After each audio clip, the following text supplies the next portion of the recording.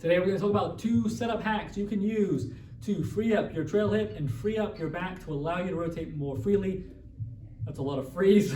But the ultimate goal, how can we get you to make a longer backswing to be able to exert more force in this golf club and then in turn gain some speed? And if you're a golfer out there and you don't want more speed, just shut this video off right now. If you're like me or anybody else I work with, you're gonna want a little bit more speed. It equals less clubs in the greens, shorter clubs in the greens, and hopefully better scoring opportunities for us. This tip is especially for golfers that feel like you have stiffness in your trail hip or some stiffness in your lower back or a sense of tightness when you turn.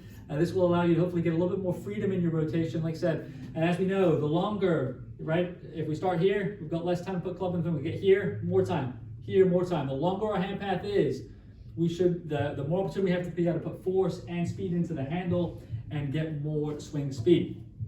So this tip is for, like I said, golfers with right hip limitations or tight lower backs. So tip number 1, if we're set up, is paying attention to our back foot, our trail foot. If we set up neutral or even pigeon closed or pigeon toed or closed, we don't want you to get your toe pointing out to about 1 o'clock. Some cases maybe 2, and that will allow you, play with that, allow you to turn more freely into your right side without feeling as much torque in the hip, as much torque in the lower back. So we'll be able to get a little bit more shoulder turn, a little bit more freely.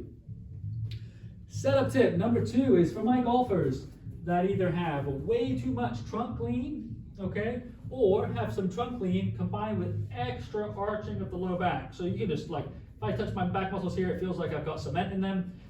It doesn't probably look super comfortable, even though, or maybe it does, but for me, it doesn't feel very comfortable. It's gonna limit our ability to turn easily. This does not feel very good. So we want to get you set up, make sure that we're probably slightly more upright if we're having issues with our rotation. And we're going to work with an arch, we're going to round a little bit, just find that neutral spot. This will allow us to get in to a better backswing position, or at least give us the opportunity, the physical opportunity to get there.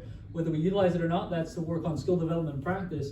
But it will give you an opportunity to get a little bit more length in the swing, more opportunity to create some more speed in the swing, and hopefully impart some speed onto the golf ball, get some more distance.